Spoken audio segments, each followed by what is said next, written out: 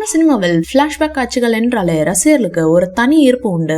குறிப்பாக ரஜினி சார் நடித்த பாட்ஷா திரைப்படத்தில் வரும் பிளாஷ்பேக் சினிமா ரசிகர்களின் மனதில் இன்னும் கச்சிதமாக பதிந்துள்ளது. அந்த காட்சிகள் மட்டுமே படத்தை ஒரு கல்ட் கிளாசிக் நிலைக்கு கொண்டு சென்றது என்று கூட சொல்லலாம்.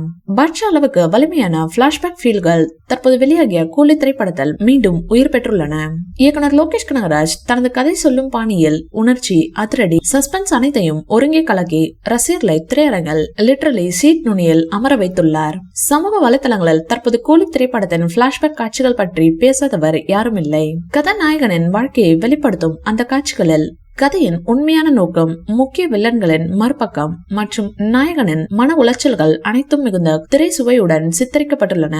இதனால் பாட்ஷாவின் பிளாஷ்பேக் நினைவுகள் ரசிகர்களுக்கு வந்தாலும் லோகேஷின் வேலைப்பாடு அதை மிஞ்சுவதாக பலர் கருத்து தெரிவிக்கின்றனர். கூலி திரைப்படத்தின் முதல் நாள் முன்பதிவு வசூல் மட்டும் ரூபாய் 100 கோடியை தாண்டி உள்ளது.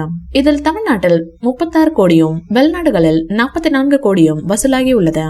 இந்தியாவில் ஒட்டுமொத்தமாக 127 கோடி வசூலாகி உள்ளது. மொத்தமாக கூலி முதல் நாள் வசூல் 190 கோடியை தாண்டி உள்ளது. கேரளா தளபதி விஜய் கோட்டை என்றாலும் இன்று வெளியான கூலி திரைப்படம் 10 கோடி வசூலாகி உள்ளது. இதுதான் நம்ம தலைவரின் கெத்து. இந்த வீடியோ பிடிச்சிருந்தா லைக் பண்ணுங்க, ஷேர் பண்ணுங்க. மேலும் ரஜினி சார் பற்றிய தகவல்களுக்கு எங்க சேனலை சப்ஸ்கிரைப் பண்ணுங்க.